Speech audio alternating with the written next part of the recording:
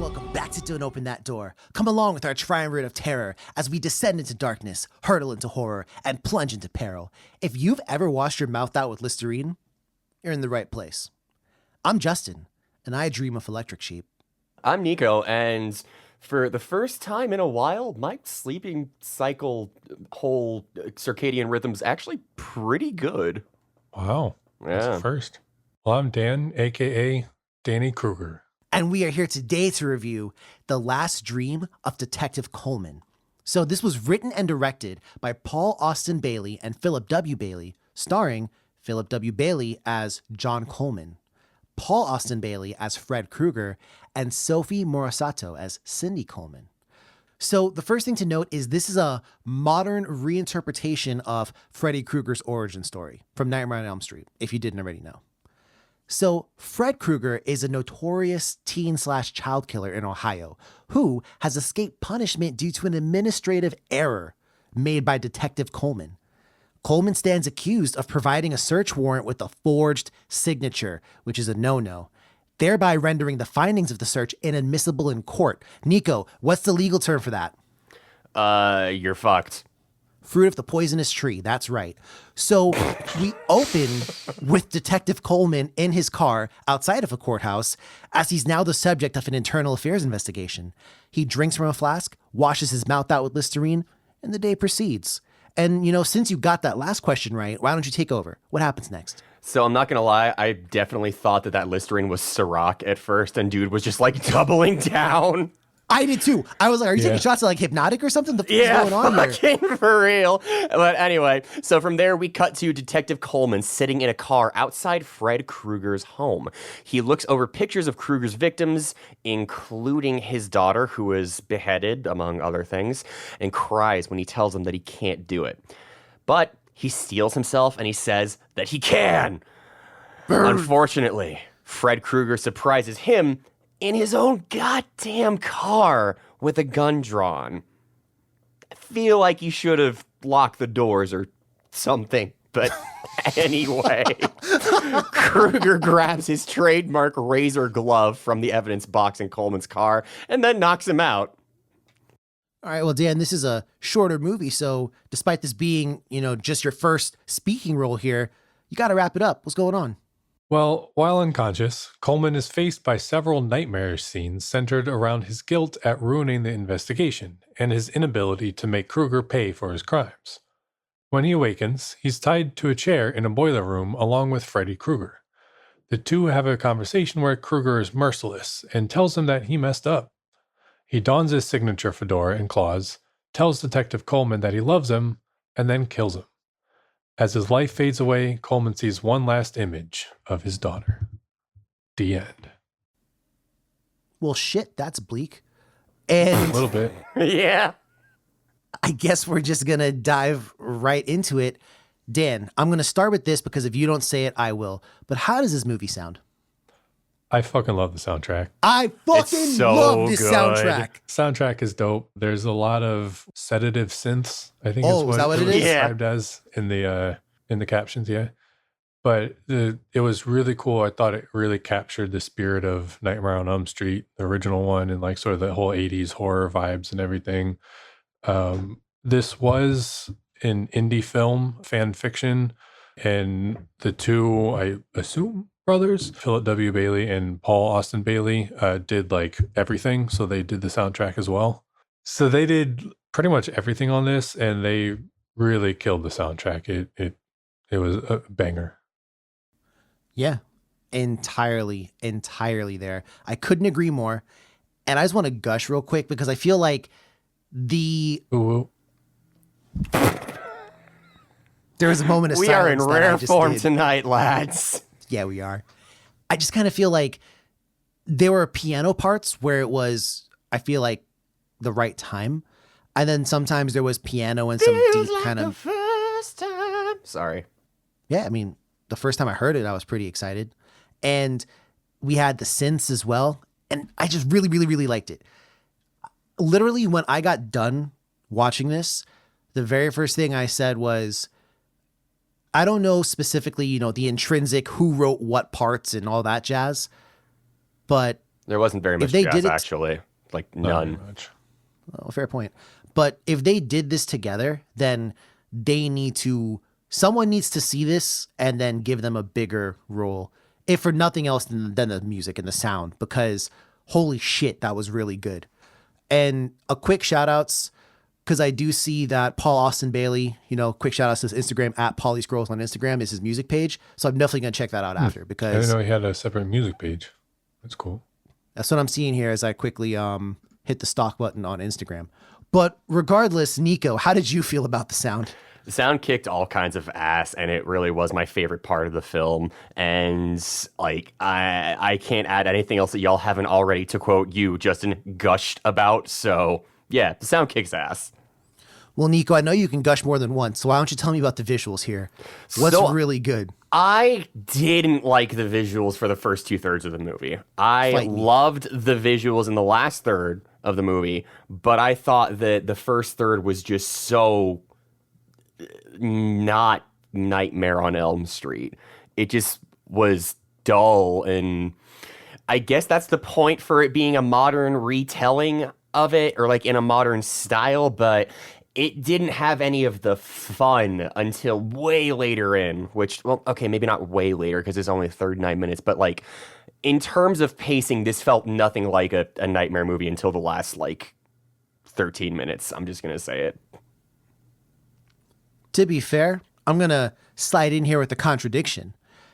I think that, if anything, I do agree with you that the cinematography was probably the part that I would say could be improved upon the most. Yes, it could be improved upon, and I do think there were one or two cuts that were very obvious, but given that they had a super turbo low budget, I can forgive this. And I don't know. I think that I agree with you, though. The last third, quite Money. literally knocked my socks off. As Wow. Literally. Yeah. literally, I mean, like, I was watching the movie and then there was the shot of the ocean. And there was a And- shot of your socks shooting off your feet. That is on my Only Feet page, which we'll bump that later. But when I saw that shot of the ocean, man, it was just really dope. And the music as well that was behind that. And just generally, I was a big fan of the last, like you said, 13 or so minutes. When we start getting into the real dreamscape imagery, I think I literally was eating the greatest thing, which was like a chocolate coconut almond mixture. And it was just so good. But Dan, visuals, hit me with it. I generally like the visuals, as you guys have already gushed a couple times about the last 13 minutes or so. That part was really good. I like the skeletons, how they were kind The of like, skeletons were the fucking best. yeah, and they were kind of like, this is gonna sound weird, but gooey. I don't Yeah. know. I thought that was really cool. The first 2/3, I thought they were fine. There were one or two like edits in there that you could see, and kind of going backwards for a second, like some of the dialogue and everything was a little distorted and whatnot. But as we said, this is a fan fiction, and I can completely forgive that. Like, it was fine. It's the heart that counts, if you want to say it that way. But the visuals, I really liked. Again, especially the ending.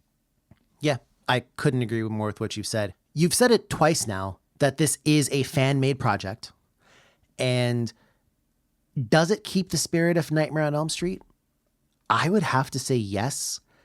I'll tell you, I was questioning it at the start because typically speaking, Nightmare doesn't really delve into a lot of those feelings of guilt that this movie was really portraying. And we'll talk more about that later. But I was sitting here and I was like, okay, where are they going with this one? Because Fred Krueger, we don't even see him until the halfway in, right? So I was sitting here and I was like, where are they going with this? But once we kind of realized, like, hey, this is where he's going, and, this is before Freddy is Freddy. Like, he doesn't have the power to invade his dreams yet. So we need something else to haunt Detective Coleman's dreams, which in this case, a lot of it is guilt. So I personally felt like it kept the spirit, but what y'all think? I'd agree. I think that was a good point that you just made, that because we're still with Fred Krueger, not Freddy Krueger, if you will, There's no dreams like that. So I think that having the guilt be a good substitution for that was well done. So that helped keep the spirit of nightmare, meaning, all dreams and nightmares and whatnot, but just giving a different purpose. And I thought that was good. It was a good job. And we kind of see all that guilt manifest in these really cool different ways. I mean, like, I think God basically tells him, like, hey, you fucked up. And like all these different ways in different scenes in the nightmares, I thought was very Nightmare on Elm Street-esque. And Freddy's in the boiler room kind of place. Like, it's Yeah. the place in his house. There's very boiler room-ish from the original. Mm-hmm.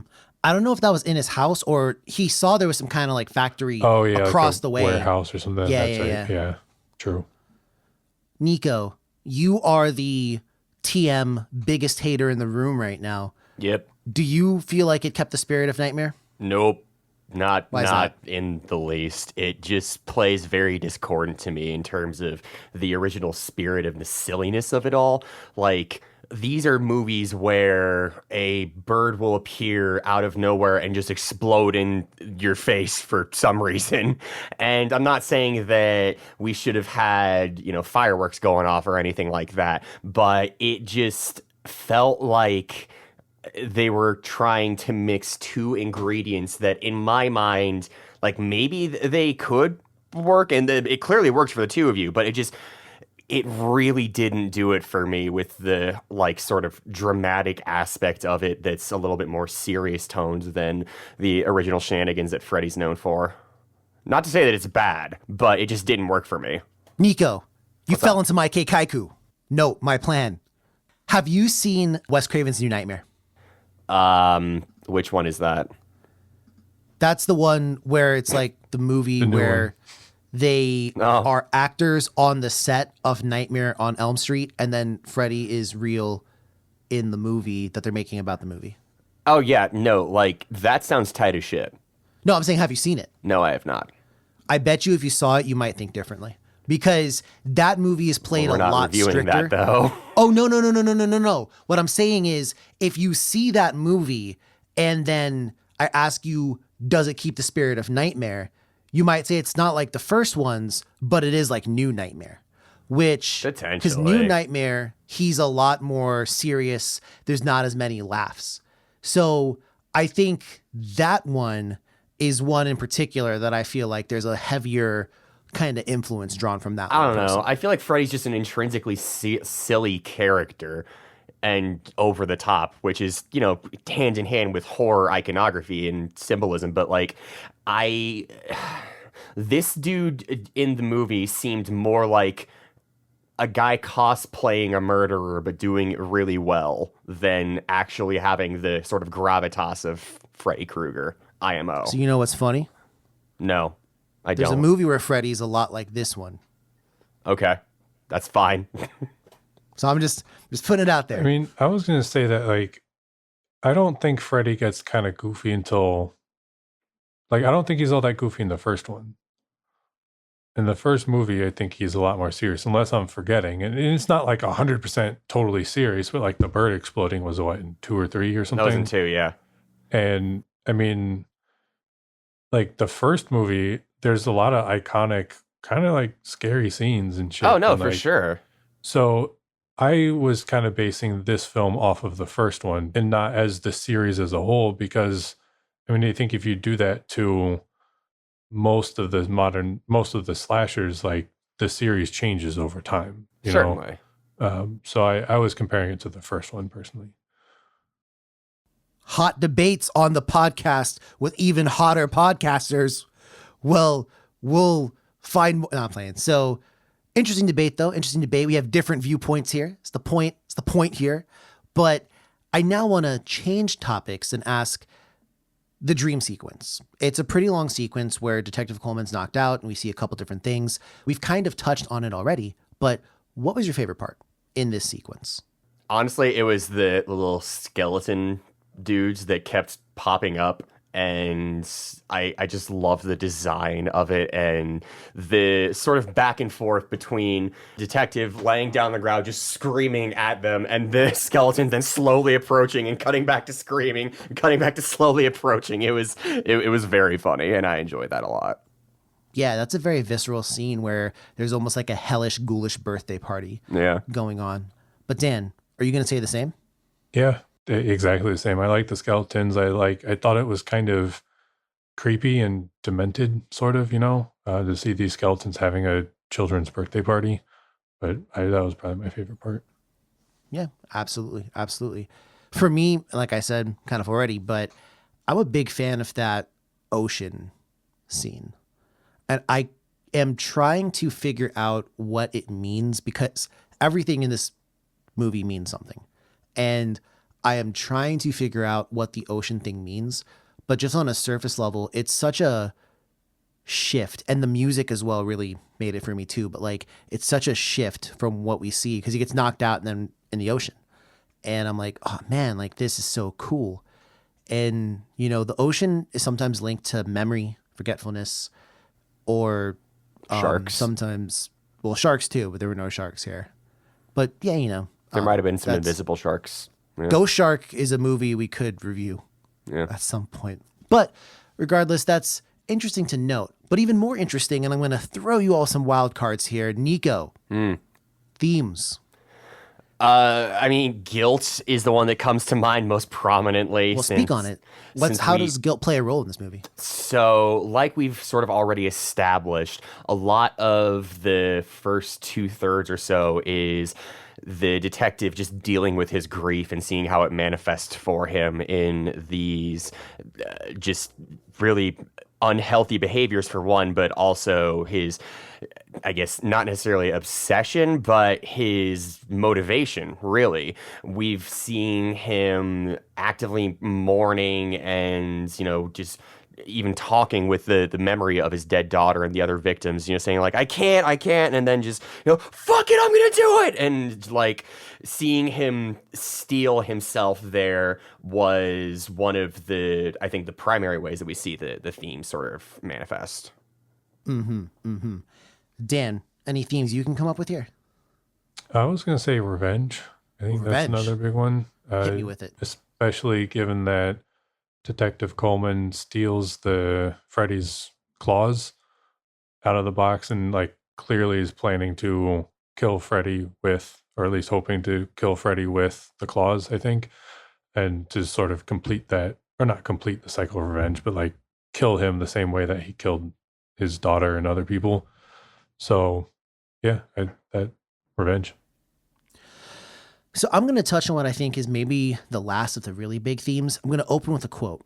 One by one, like leaves from a tree, all my faiths have forsaken me. And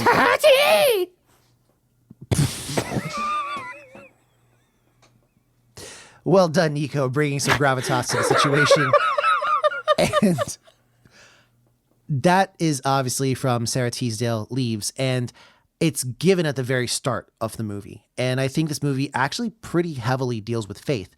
So he's a detective, so he believes in the system of justice, which has both let him down and he let the system down too. They talk about the system a lot. Fred talks about it too, Krueger.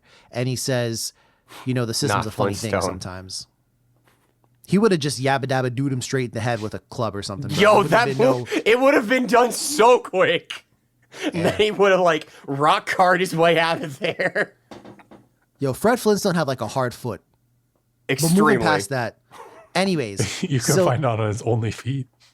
Oh no. It's at Slabfoot69. But anyhow. Brontosaurus.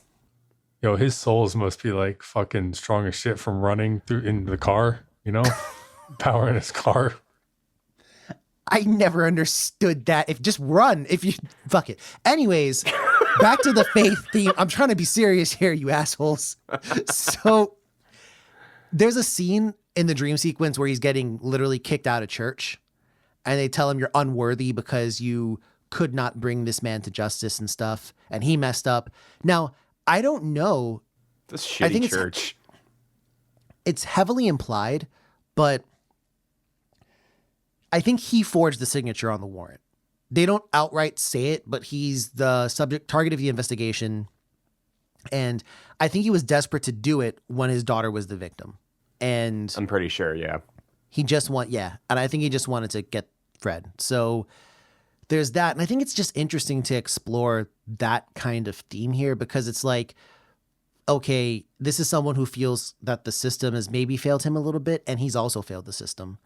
And his friend tells him, hey man, just let this ride out and we'll get him. I promise we'll get him. But he can't, because of A, what Dan was talking about, the need for revenge, but B, I almost feel like his faith and his need to feel accepted in that faith, both as an officer and as a man of what I assume to be the church, that he's got to make this right. So I thought it was interesting. I just thought it was interesting to look at.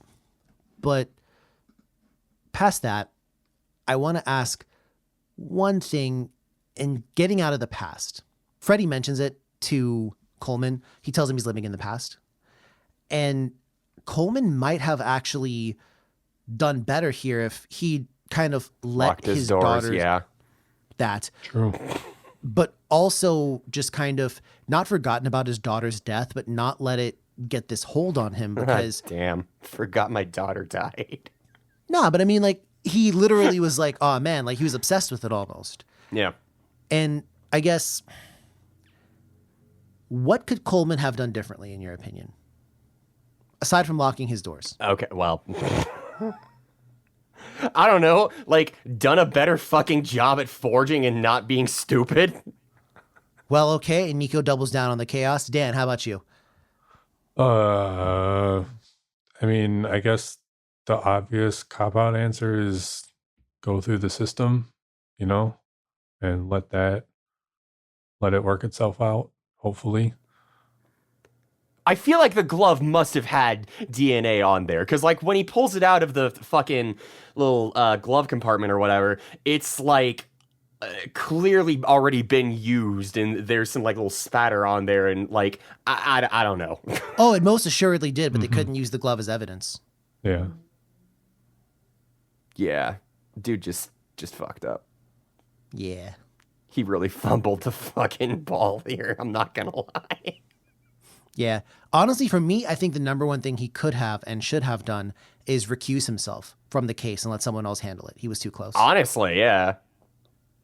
Like, as soon as I've known people who thought this way, as soon as it's personal, you cannot handle that case in an unbiased manner, and you got to let someone else take it over. Because if you are working to get someone, like, not to properly investigate, but to get someone, then you're going to fuck up. So, and he did. So that's why I think he should have recused himself. I want this dude to team up with the detective from 976 Evil. No, see, the detective from 976 Evil would, like, walk straight into the boiler room, and when Freddy comes out with, like, the knives, he's like, oh shit, who could have seen this coming? Yeah. But in any case, I want to take this real quick to the what would you do? And man, I don't want to put anyone in the role of Freddy or the detective. Instead, you're going to take the role of the voice on the phone, his friend, who I assume is maybe a higher up at his department. But okay, so your boy clearly fucked up. He's going through internal investigations right now, and Freddy is still on the loose. What are you going to do about it? I think since we know where dude lives, what I'm gonna do is I am gonna, like, get a big ass USB speaker, or like maybe even a stage monitor or something, hook up a laptop to that, and have it start playing a narrated history of Chris Chen and Sonichu, just that whole saga, as mental torture for him. Okay, I see what you're doing here. Dan, I come to you for a more grounded answer. I would bake a bunch of lasagna and take it over to Detective Coleman's house and just have dinner with the guy. And just Oh, be that's like, so sweet. Yo, I'm here for you, dog. I got you, fam. We family. He said the daughter was like his niece, so that would make Detective Coleman, well, a brother, basically, right? Yeah. Right, yeah. So don't just hop on the phone with me. Like, come over and Slam down some fucking za. yeah. I think he did actually, because he said I'll be there in 15 minutes at the courthouse. But then the So- movie finished. No, he was there. That was 20 the minutes courthouse. later. Yeah. So what I would have done differently is, first off, I would have told Coleman, hey, listen, man, we're gonna, you stay doing what you're doing, but we're just gonna keep someone with you because you may not be in the best state right now. And you can't trick me just because you wash your mouth with Listerine after you keep downing this alcohol. I'm pretty sure you're boozing, bro. And yeah. So also, did you take the evidence box from the locker? Because I'm pretty sure you did. Yeah, how's that working out for you? Oh, I So- guess we just misplaced it. Yeah, it'd be like, not like, dude, how wild is that? He was going to the internal affairs investigation on his own corruption with the evidence box in his car. So I was like, yo, because those things, you got to keep the chain of evidence. Like, you sign for it and everything else like that. So they would pretty much immediately know. And if you stole it, they got cameras everywhere. But I can't believe that. But regardless, I want to go now to the critic review. And there's no Rotten Tomatoes for this because they're cowards. But there is an IMDb page. Now, IMDb, in case you're new to the podcast, we just take the decimal point. So let's say it was a 7.4 out of 10, move it one space to the right, like they taught you to do back in elementary school, and you get 74 out of 100. And for the record, that's just how you do decimals in general. So, Nico and Dan, let the age-old contest begin anew. What does this have? What do you think it was rated? Wait, a 74. Did you not just say that? I said, for example. Oh, okay. I was clever this time and didn't do missed like I that. did the one time and just tell you guys the score. Fuck it, 74. Damn it, that's what I was gonna say. I'm gonna guess that it got an 80. Dan wins. Fuck yeah. This has an 8.6 out of 10 or an 86 out of 100. So it was relatively well reviewed from the IMDb reviews, although there's not that many. So the score could go down in the future. But Or up. Or up. or up. So I want to ask you guys, though, what do you give the film? I enjoyed it. I'm gonna give it a 78. Thought it was pretty good. I definitely tell it's a fan fiction indie film, but again, it was two people who did it, and super props to them for putting it all together. Like I said at the beginning, I think it's the heart that counts, and there's a lot of heart to it. I think that they did a really good job on it. So 78. So I'm gonna give it a 65. I You like fucking the. bum. I don't want to hear this anymore. Okay, all right. And Justin. I'm playing. Go ahead, bro. No, I mean, it just didn't really gel with me as much as it did the two of y'all, which is not to say that I don't recognize the craft here. It is very impressive, and I want to emphasize that above all else. Like, this is still an accomplishment in and of itself, but it just wasn't really my thing. For me, I'm going to give it an 80. I fucking loved it. Like, it was really good to me. I dug the music. I dug the experience. I had my lights, my colored lights. So that helped me, I think. So, I don't know. I What really, color really liked were they, it. Justin? All different types, bro. Oh, wow. You will infrared, ultraviolet looking ass. All that. And I'll say this. I give it an 80. And for anyone who's into the Nightmare franchise, like especially if you've seen New Nightmare, Nico, I think that it's a good experience, I think. And to be honest, I feel like and this is leading into what I'm going to say next, so now I'm saying it, which is the next thing I would have said. Nani. If this vision had more money behind it, I think it could have been even more impressive. According to IMDb, I don't know how true and or false this is, So again, Paul and Philip, I'm not trying to cast no disparages here. It says y'all had $1,500 for this, roughly. That's Dollars. really impressive then. USD, American. So if that's the case, imagine what they could have done with like $100K or something like that. You know what I mean? Certainly, yeah. So we've all given our scores. Would you recommend it? I think I would. Yeah. I would. Yeah. Yeah, I do. If it was longer, then no. But it's fun. I was going to tell you, bro, the dog shit that you have given a recommendation to, bro. I would have literally transported myself through the screen Yeah. and like appeared under your bed, bro. I have that power, by the way. So Bro, there's so much shit under my bed. Good luck.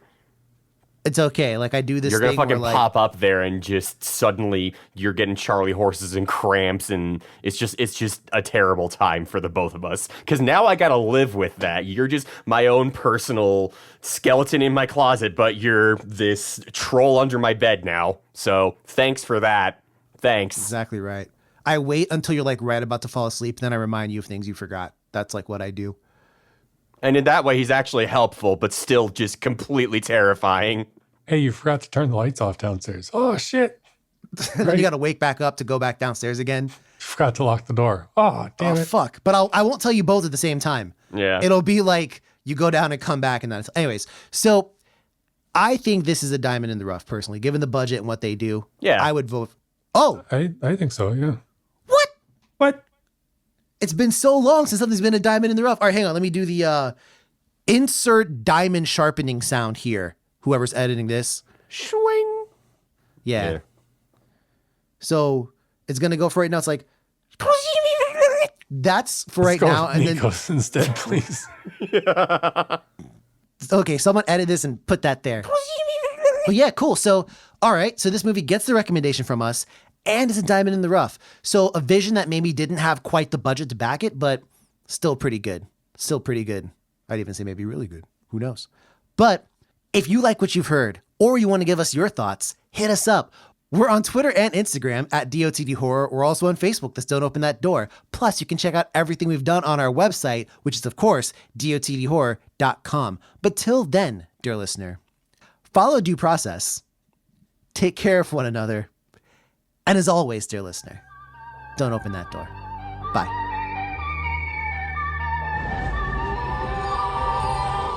If she breathes, she's a thought!